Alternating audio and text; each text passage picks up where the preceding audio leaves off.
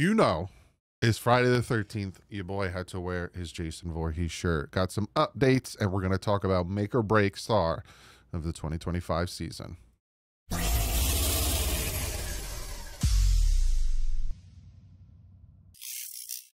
What is up, fans? You know for a fact, one of my favorite horror franchises, Friday the 13th. Today is Friday the 13th. I had to wear my shirt. Also, one of you beautiful human beings, I don't know if you could see it over there next to the dolphin helmet. That's a Jason Voorhees dolphin-themed mask.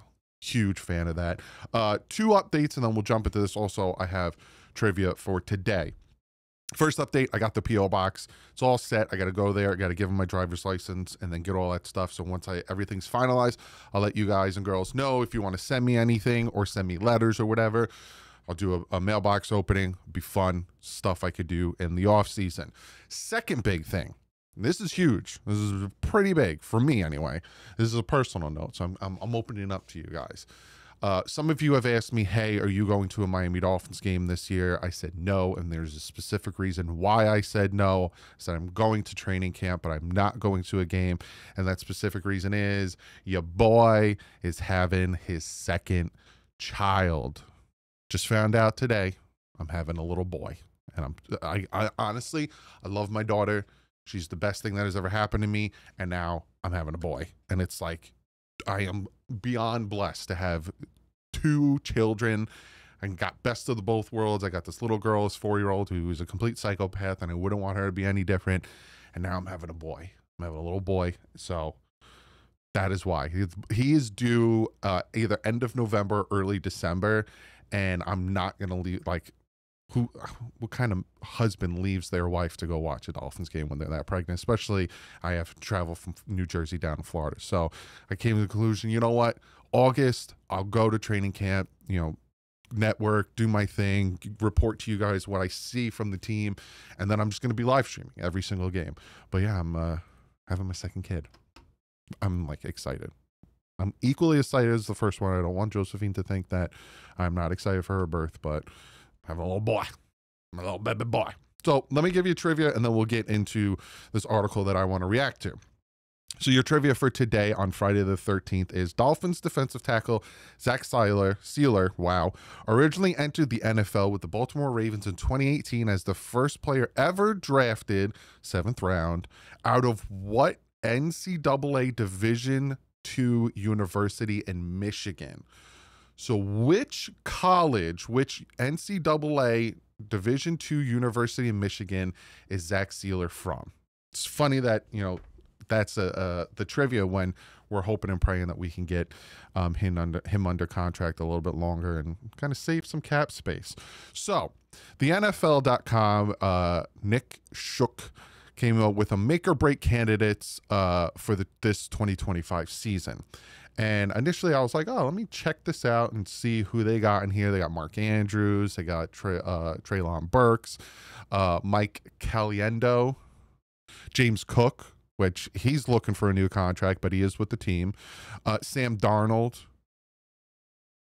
Make or break. I feel like he broke out, but yeah, Travis Etienne, who, how many times was he, you know, apparently possibly pushed out of Jacksonville. Justin Fields, I could see that.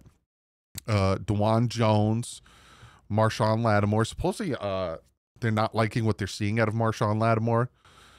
If they want to trade him, I'll take him in a heartbeat.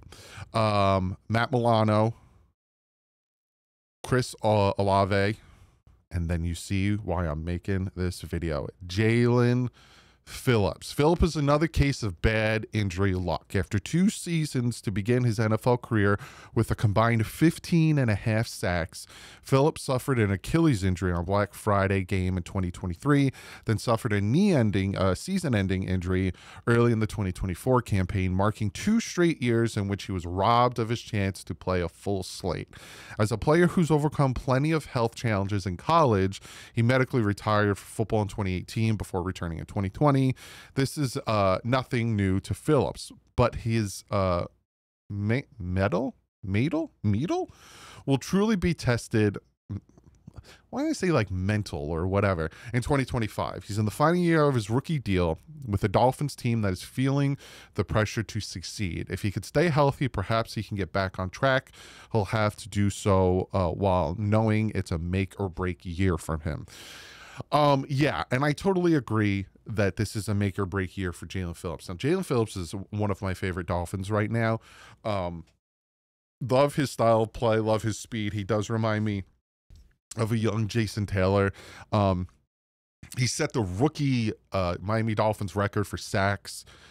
He was on, if he never got hurt in 2023, he was on record for probably getting about 12 sacks. He definitely would have helped the Dolphins a little bit more, especially with the injuries that we had to deal with. He has so much promise and potential, and his injuries, like the article said, bad luck injuries. It's not like he has a history of chronic leg injuries, or he has a history of chronic Achilles or shoulders or rotary cuff or ACLs or this or that. All of his injuries are just pure bad luck, right? His first major injury, the Achilles tear, no one touched him. It was a non-contact, horrible turf. And I get people saying that's an excuse. It's not.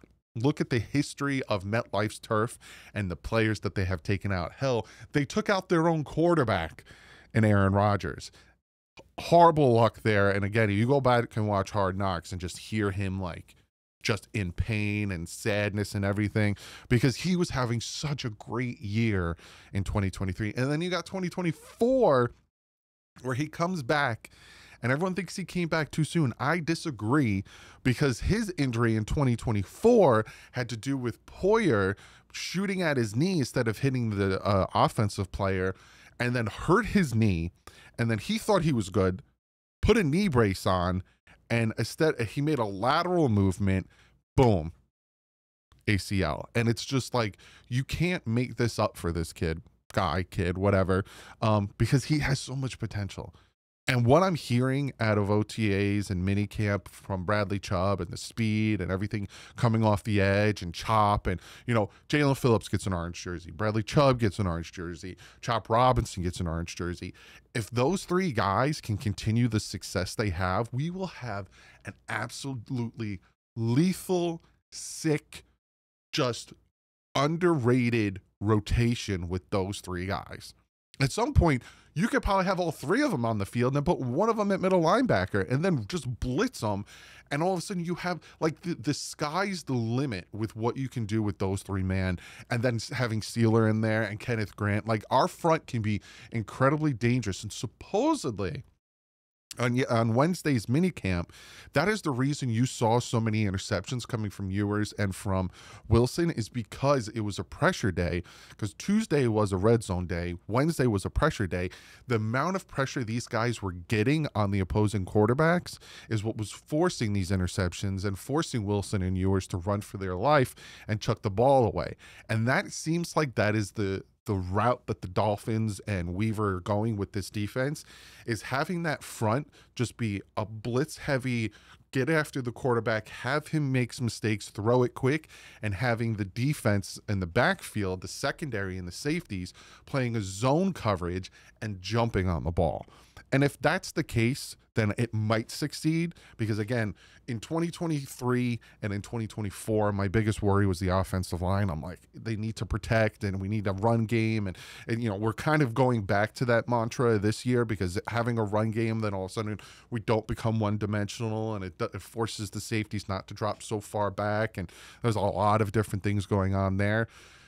That's how I feel about the corners. The corners scare the living crap out of me, especially with the receivers we have to face, and DK Metcalf and Coleman and you know, Stephon Diggs with the Patriots, and then you got Wilson with the Jets, and I'm trying to raffle down the list of players that we're going to play. We're going to play the Ravens, and who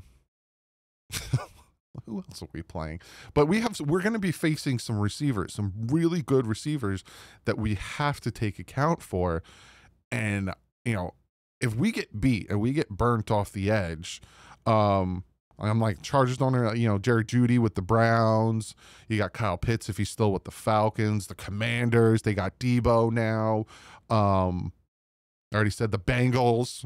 Jamar Chase, Higgins, the Buccaneers with Mike Evans. Like, there's so many receivers that the Miami Dolphins are going to have to face and have to take account of, that the secondary is just scaring the crap out of me.